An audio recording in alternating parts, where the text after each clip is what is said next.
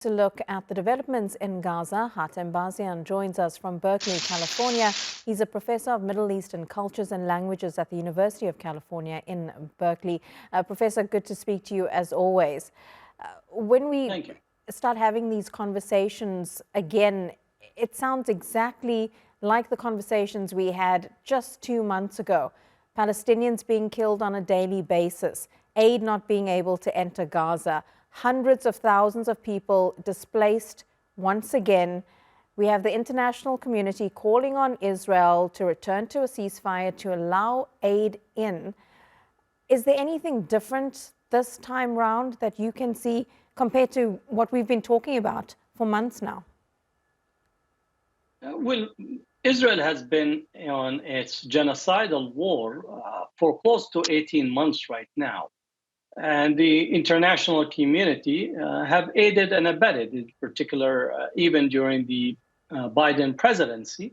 And then the European Union continued to give Israel cover.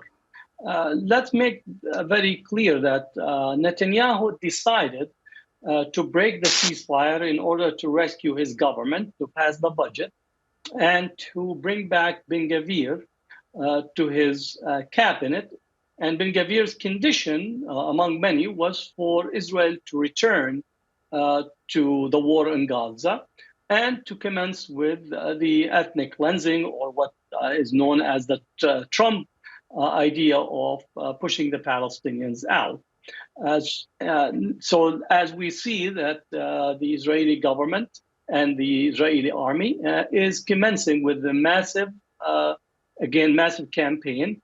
And today they are introducing the idea of voluntary movement of the Palestinians out, setting up a committee within the Israeli Defense Department that will actually try to get the Palestinians to move out voluntarily. And these should be between 2 quotation marks. So we shouldn't hold our breath that Israel is going to change its behavior as long as there isn't any enforceable conditions to be brought about by the international community, the NATO, OIC, or other international bodies. And Professor, you mentioned there this government agency that Israel has set up for the quote-unquote voluntary departure of Palestinians. Is that also spurred on by those comments from Donald Trump to turn Gaza into the, quote, Riviera of the Middle East? Well, the fact that Trump introduced the idea of Riviera of the Middle East in Gaza by ethnically cleansed. So let's make very clear that what Trump was calling for was ethnic cleansing. What the Israeli government is calling for is ethnic cleansing, whether voluntary or involuntary. It is ethnic cleansing that goes against the international law, against the Fourth Geneva Convention, the Genocide Convention. But we passed that point because it seems that all of the conduct that is taking place is literally the power and using power as the only instrument. We no longer have adherence to any standards of international law or paying any attention that this is a contravention of every principle that the world has been at least in agreement for since the Second World War.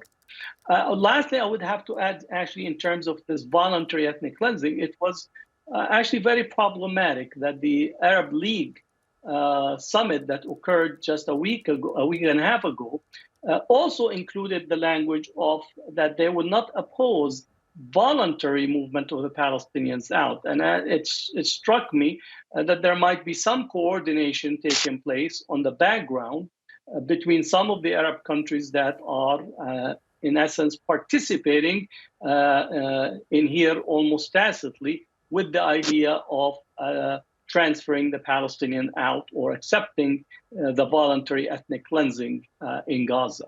Good to get your thoughts on this. Professor Hatem Bazian, Professor of Middle Eastern Cultures and Languages at UC Berkeley. Thank you.